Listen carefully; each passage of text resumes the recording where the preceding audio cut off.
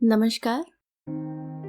आइए सुनते हैं पूनम अहमद जी की लिखी कहानी ऑर्डर वाली बहू। फोन रखकर मैं सिर पकड़कर बैठ गई थी। ऑफिस के लिए बिल्कुल तैयार सौदा मेरे माथे पर बल देखकर ठिठक गई। पूछा, क्या हुआ माँ, किसका फोन था? रामबाई नहीं आएगी। ओह, यह भी ऐन मौके पर धोखा देती है।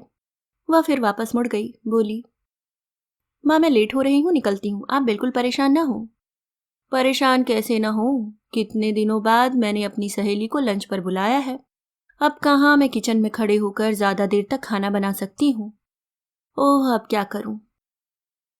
डोंट वरी माँ, आप किचन में मत जाना, मैं सब मैनेज कर दूंगी। बाय माँ। कहते कहते वह घर से निकल गई। मैं सिर पर हाथ रख बैठी रह गई। स्पाइन की कुछ समस्या के कारण कमर दर्द रहने से मेरा किचन में ज्यादा काम करना छूट गया है। रामबाई ही खाना बनाती है। मेरे पति अनिल और बेटा अंकित तो टूर पर गए हैं। हम सास बहू ही आजकल घर पर हैं। तो मैंने अपनी फ्रेंड्स को आज घर पर बुला लिया था।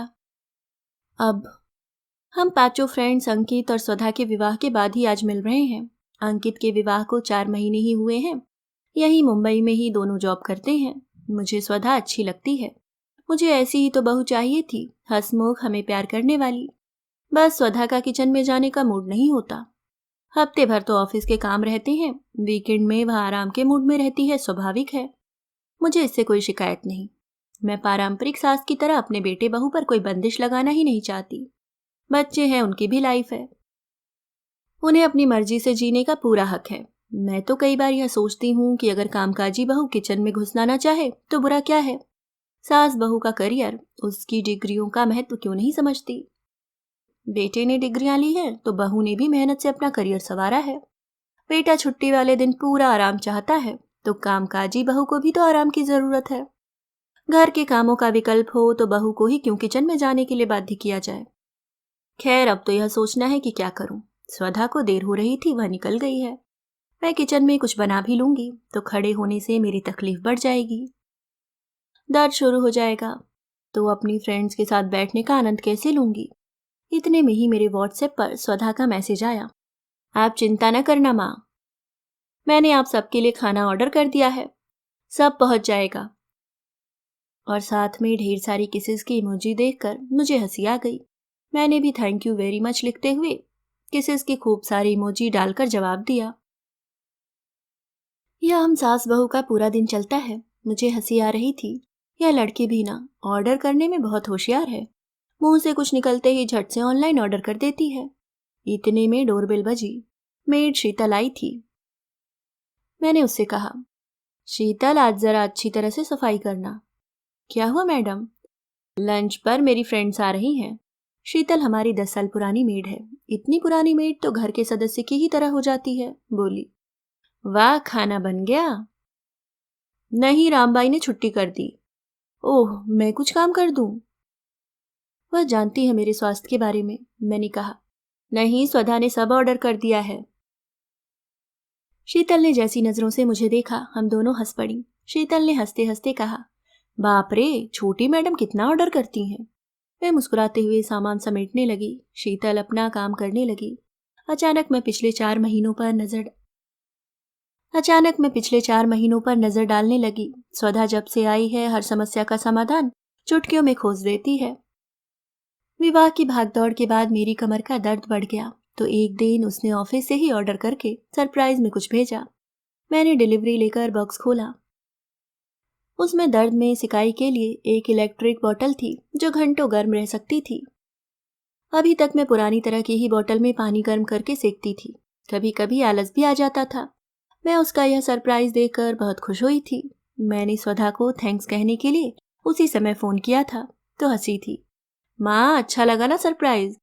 मैंने कहा था, यह तो बहुत अच्छी चीज है, तुम्हें कैसे ख्याल आया? अरे सब मिलता है माँ, यह तो अंकित को पहले ही ऑर्डर कर देनी चाहिए थी। बहुत काम की चीज निकली थी यह। मुझे काफी आराम हुआ था।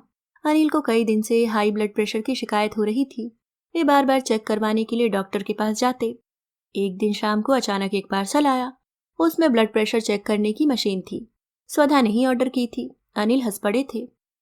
यह तो बहुत अच्छा है, हमारे घर में ऑर्डर वाली बहू आई है। ऑफिस से ही हमारी जरूरतों की चीजें ऑर्डर करती रहती है। वीकेंड में अगर रामबाई ना आए तो स्वधा पूछती है, माँ कुछ ऑर्डर कर लें? मैं कभी मना नहीं करती। सोचती हूँ रोज सब घर का बना ही तो खाते हैं, सब टिफिन लेकर जाते हैं। आज स्वधा को टिफिन नहीं चाहिए था, उसके ऑफिस में पार्टी थी। हाँ, तो फिर स्वधा सबकी पसंद का ध्यान रखते हुए ऑर्डर करने का काम संभाल लेती है। शीतल काम करके चली गई तो मैं भी नहा धोकर तैयार हो गई। कामिनी, नीरा, आरती और मंजू तय समय पर आ गई। स्वधा के आने के बाद हम आज पहली बार मिल रहे थे। हाल चाल के बाद नीरा ने पूछा, रश्मि कैसा लग रहा है सास बनकर? बहुत अच्छा, बेटी की कमी पूरी कर दी स्वधा ने। बहुत प्यारी बच्ची है, मुझे ऐसी ही बहू चाहिए थी। इतने में डोरबेल बजी। हमारा खाना आ गया था। आरती ने पूछा, कौन है? मैंने मुस्कुराते हुए कहा, हमारा लंच। अरे रामबाई नहीं आई क्या? नहीं। ओह, फिर तो तुम्हें तकलीफ हो गई। तकलीफ कैसी, घर में ऑर्डर वाली बहू आई है। ऑटो में बैठते ही लंच का ऑर्डर कर दिया था उसने। फिर तो उन्हें स्वधा की ऑनलाइन मंगवाई चीजें बताने लगी। सब हैरान थी, खुश भी। अब तक हम पांचों में बस आरती को ही ऑनलाइन ऑर्डर से चिढ़ होती थी। जब तक वह दुकान दुकान न भटक ले, उसकी शॉपिंग पूरी नहीं होती थी। उसकी फैमिली इस बात से खूब परेशान रहती है। सब्जी भी 10 ठेलों पर देखकर ही खरीदती है। आरती ने आदत अनुसार कहा, पता नहीं कैसा स्वाद होगा, कब का बना भेज दिया होगा, और चीजें भी पता नहीं कैसी निकलेंगी। नीरा ने कहा, अच्छी ही रहती हैं, कुछ वापस भी करना हो तो आराम से वापस होता है। दुकान दुकान भटकने की एनर्जी अब हम में भी तो नहीं बची। मैंने पार्सल खोला, गरम गरम पंपकिन सूप भी था। स्वधा जानती है मुझे सूप पीने का बहुत शौक है। हम जब भी बाहर जाते हैं मैं सूप कभी मना नहीं करती। पिछली बार पंपकिन सूप पिया था, मुझे बहुत अच्छा लगा था। स्वधा ने कहा भी था, माँ जब मन हो बताना, मैं ऑर्डर कर दूंगी। अंकित उस समय जोर से हंसा था। कहा था, माँ स्वधा को बस एक बार कुछ बोलो कि आपको क्या चाहिए, होम डिलीवरी हो जाएगी। हम सब इस बात पर उसे खूब छेड़ते हैं, वह भी हंसती रहती है। सूप गर्म था, ठंडा न हो जाए। मैं सबके लिए निकाल कर ट्रे में रखने लगी। सबको सूप बहुत पसंद आया। फिर कामनी ने कहा, चलो देखते हैं और क्या ऑर्डर किया है बहू रानी ने। देखा तो स्टार्टर्स थे, शाही पनीर, मिक्स वेज और नान। सबके मुंह से एक साथ निकला, अरे वाह, चलो खाते हैं। हम सब ने खाने का भरपूर लुत्फ उठाया। आइसक्रीम तो एक दिन पहले आ ही गई थी। कुछ देर बातें होती रहीं। इसके बाद सब जाने के लिए उठने लगी तो आरती ने कहा, सुनो। हम सब ने उसे प्रश्नवाचक निगाहों से देखा तो वो मुस्कुराते हुए बोली, बहू तो कमाल है, हम सबके लिए शानदार लंच मैनेज करवा दिया। मैं भी ऐसी ही बहू लाऊंगी। नीरा ने उसे चिढ़ाया, पहले 20 जगह घर घर जाकर लड़की नहीं देखोगी।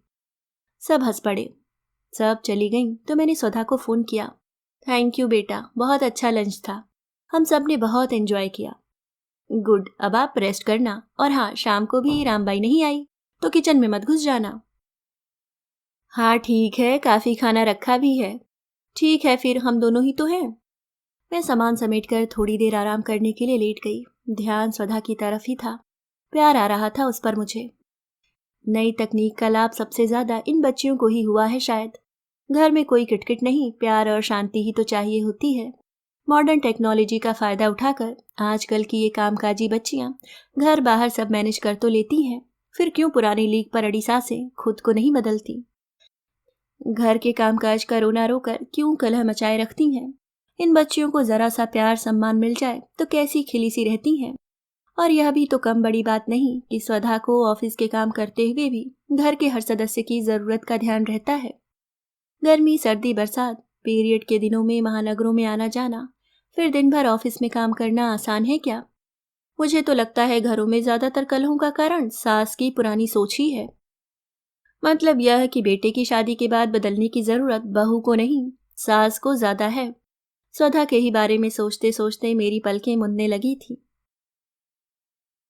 अभी आप सुन रहे थे पूनम अहमद जी की लिखी सास बहू रिश्तों पर आधारित एक खूबसूरत सी कहानी। उम्मीद करती हूँ आपको कहानी से बहुत कुछ सीखने को मिला होगा। धन्यवाद।